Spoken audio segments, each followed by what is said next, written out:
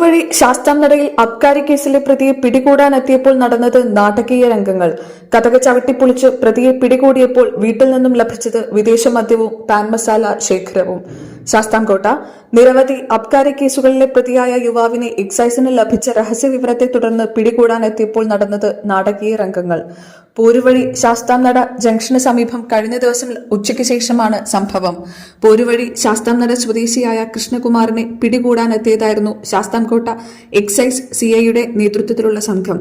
ഇവർ എത്തുമ്പോൾ മുൻവശത്തുണ്ടായിരുന്ന കൃഷ്ണകുമാർ ഉടൻ തന്നെ അകത്ത് കയറി കതകുകൾ അടച്ച ശേഷം മുകൾ നിലയിൽ ഒളിച്ചു. ഈ സമയം മുറ്റത്തുണ്ടായിരുന്ന സ്കൂട്ടറിൽ നിന്നും 1 ലിറ്റർ വിദേശ മദ്യം കണ്ടെടുത്തു.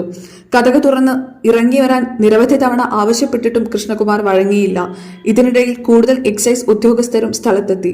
ഒടുവിൽ പഞ്ചായത്ത് അംഗങ്ങളായ രാജേഷ്, നിഖിൽ, മനോഹർ എന്നിവരുടെ സാന്നിധ്യത്തിൽ എക്സൈസ് കതക് ചവിട്ടിപ്പൊളിച്ച് പ്രതിയെ കസ്റ്റഡിയിലെടുക്കുകയായിരുന്നു. തുടർന്ന് നടത്തിയ പരിശോധനയിലാണ് വീട്ടിൽ നിന്നും 10 ലിറ്ററോളം വിദേശ മദ്യവും പാൻ മസാല ശേഖരവും കണ്ടെടുത്തത്. പ്രതിയെ പിന്നീട് കോടതിയിൽ ഹാജരാക്കി റിമാൻഡ് ചെയ്യും. ന്യൂസ് കേരളം 24 വേണ്ടി ചാരു, ന്യൂസ് ഡെസ്ക്, കൊല്ലം.